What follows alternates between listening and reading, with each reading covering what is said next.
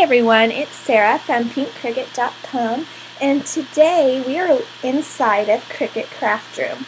And I feel like Cricut Craft Room doesn't get enough attention, whether it's on YouTube or if people are just talking about it on their blogs or whatever. So I'm going to try to do some more Cricut Craft Room tutorials because I really think that there's a lot of fun stuff that's popping up in here that you're going to want to know how to use it. So whether you have a Gypsy or not, it's a good tool for you to use your Cricut machine. And I know there are a lot of you out there who may have just gotten their Cricut machine for Christmas, so this is a good tool that is free to you to use. So basically in Cricut Craft Room I have all of my cartridges linked.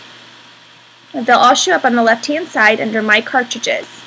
I can go to all cartridges, or I can go to just my Cricut Cake cartridges, etc. But what I did is I actually went to Cricut.com and I did some shopping. And there's digital files on there that you can buy. So go to Cricut.com and then click on Shop,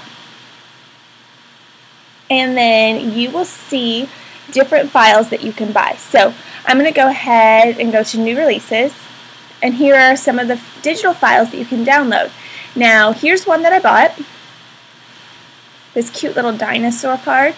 And then I just clicked Buy Digital, and then I just cashed out, okay? And then after I did that, I opened up Cricut Craft Room. And it is in my list of my cartridges. So let's just scroll down to Valentine's. La-di-da. I have a lot of cartridges on here. Okay, Valentine's Day card. Okay, this is another one that I bought the same day. We're going to actually do this one because I think it's so pretty. So, let's just pop back over here and I'll show you what it looks like in color. I think it's on the next page. Yep, it's this one. How cute is that? Okay, so that's the one we're going to be doing. And we're going to go ahead, there's just a basic cut and a liner for the inside of the card. So we're going to go ahead, and before I click on the basic cut, I want to show you down here where if you hadn't bought this, you could also buy it from this point. But we're going to go ahead and change the default height right now, okay? This is just like how you would do it on your Cricut with a little dial. And I'm going to go ahead and switch that to 6 inches and see what that looks like. And then right here, these two buttons are relative and real dial. It's always a tongue twister. Relative and real dial size. So relative means you want to keep everything proportionate to each other. Real dial size means you want everything the same size, no matter if it's going to match up or not. So typically, you're going to use the relative. Okay. So I'm going to click on that, and it's going to show up on our mat. And I'm just going to adjust it down. Actually, I'm going to shrink my mat down so I can kind of see more of it. Zoom out. Okay. So there's the card size. I don't like looking at it super close. So it just depends on your own preference. And then I'm going to go ahead and click over on liner. And my default height is already set at 6 inches. So I'm going to keep it that way because I am on relative. So it's not going to actually be 6 inches. So I'm going to click on that. And as you can see, it's going to fit right under there.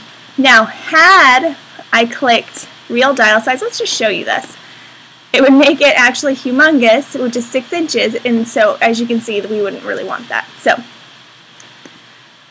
good thing about having Cricut Craft Room is that you can actually see before you cut it. So, that's what we have. We have that lined up, and we have this lined up. Now that we have that all set up, I have my paper put on my mat, and I'm actually using Coral Couture from DCWV from last year. And I'm all ready to cut this out. So I don't do anything on my actual Cricut machine. I'm going to do everything from Cricut Craft Room, okay? So I'm going to kind of put my paper up against the blade so it's ready to load when I'm ready for it to load, okay? I'm going to go up here and click Cut.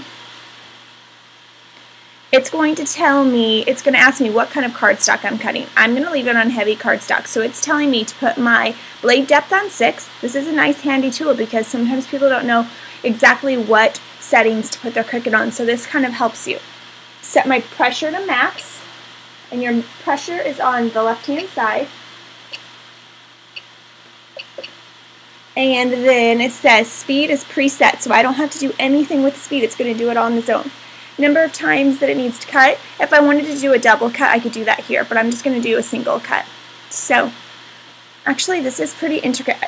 We'll just try it with one cut. Okay, here we go. So I'm going to say, I'm going to say load mat. You can hear it loading. Sorry, I don't have my above camera today set, so, and then click cut.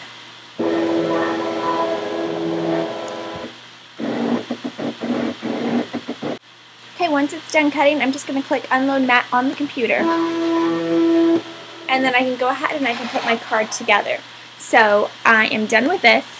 And I just wanted to let you know, if you don't have the Cricut Expression, don't worry, you can still use Cricut Craft Room. You just need to go to Machine and Mat, and then you can choose which size machine you have. So I did mine on a 12 by 12 because I'm using the Expression today. But you can use your personal cutter, or you can use the mini also, so, or the cake or whatever. So any size, and it will change the size of your mat and it'll adjust everything for you. So that's it for today. Thanks for watching, and I'll see you next time.